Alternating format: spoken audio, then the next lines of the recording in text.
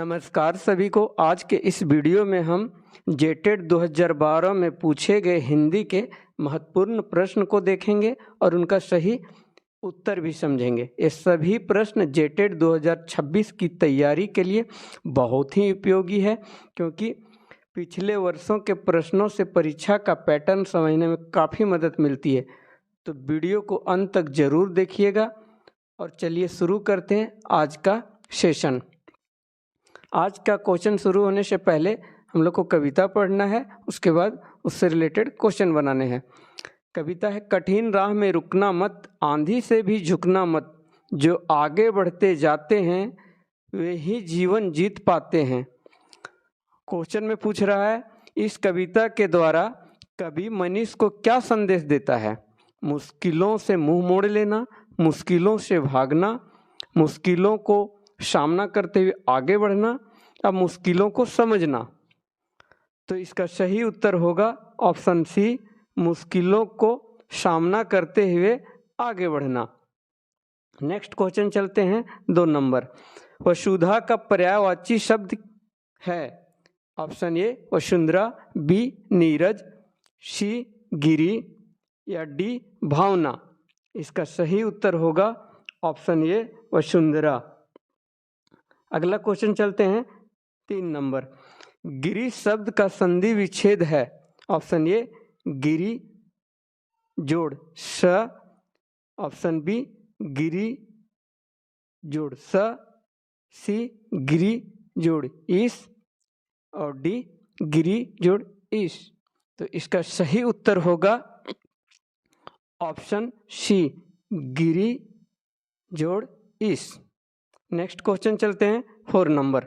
समास के कितने भेद हैं? ऑप्शन ए 5, बी 4, सी 6 या डी 3। इसका सही उत्तर होगा ऑप्शन सी 6। समास के 6 भाग होते हैं। अगला क्वेश्चन है 5 नंबर। मुहावरा दिन फिरना का अर्थ है? दिन फिरना इसका मतलब क्या होता है मुहावरा में? ऑप्शन ए धोखा देना, बी निर्दोष होना, सी भूखे मरना या डी भाग्य पलटना। तो इसका सही उत्तर होगा ऑप्शन डी, भाग्य पलटना। अगला क्वेश्चन चलते हैं 6 नंबर। सृष्टि लखनऊ जा रही है, इस वाक्य में सृष्टि और लखनऊ है। ऑप्शन ए विशेषण, बी सर्वनाम, सी क्रिया या डी संज्ञा। इसका सही उत्तर होगा ऑप्शन डी संज्ञा।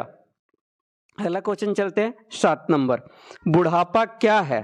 ए जातिवाचक, बी व्यक्तिवाचक, सी क्रिया विशेषण या डी भाववाचक संज्ञा। इसका सही उत्तर होगा ऑप्शन डी, भाववाचक संज्ञा। अगला क्वेश्चन चलते हैं 8 नंबर। बोलना कौशल में महत्वपूर्ण है? ए स्थिति के अनुसार अपनी बात कह सकना, बी अलंकारिक भाषा का प्रयोग, सी मधुर वाणी या डी स्पष्ट एंड शुद्ध उच्चारण। इसका सही उत्तर होगा ऑप्शन डी, स्पष्ट एवं शुद्ध उच्चारण। अगला क्वेश्चन चलते हैं 9 नंबर। अध्यापक का लिंग परिवर्तन शब्द है? ए अध्यापी, बी अध्यापिका, सी अध्यापिका या डी अध्यापी। इसका सही उत्तर होगा ऑप्शन सी, अध्यापिका। अगला क्वेश्चन चलते हैं 10 नंबर। भाषा शिक्षण में पाठ्य पुस्तक क्या है? ए साधन, बी शायद है, सी अनावश्यक है या डी एकमात्र संसाधन है। इसका सही उत्तर होगा ए साधन है। नेक्स्ट क्वेश्चन चलते हैं 11 नंबर। आज, कल, जल्दी जैसे अभिकारी शब्द है? ए क्रिया विशेषण, बी विशेषण, सी क्रिया या डी संज्ञा। इसका सही उत्तर होगा ए क्रिया विशेषण। ठीक है दोस्तों। अगला क्वेश्चन चलते हैं 12 नंबर। जो टुकड़े टुकड़े हो गए हों उसे कहते हैं?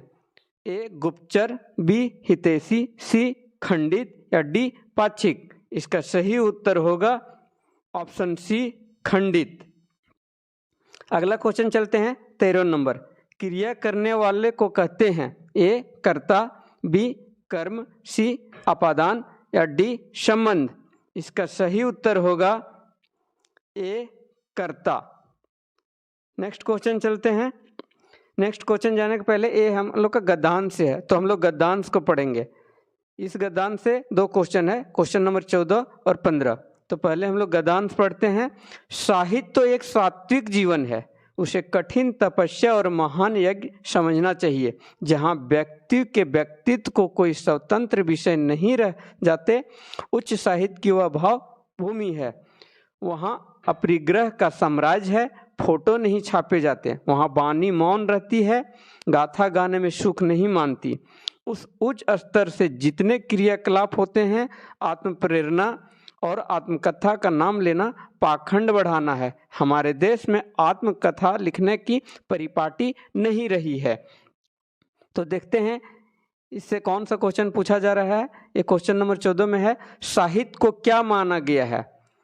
इस गद्यांश के अनुसार साहित्य को क्या माना गया है? तो हम लोगों ने पढ़ा, चलिए एक बार ऑप्शन देखते हैं। ए कठिन तपस्या और महान यज्ञ, बी कठिन साधना और तपस्या, सी लेखन का महान यज्ञ या डी लेखन तपस्या और कठिन साधना। तो इसका सही उत्तर होगा ऑप्शन ए कठिन तपस्या और महान यज्ञ। नेक्स्ट क्वेश्चन चलते हैं 15 नंबर।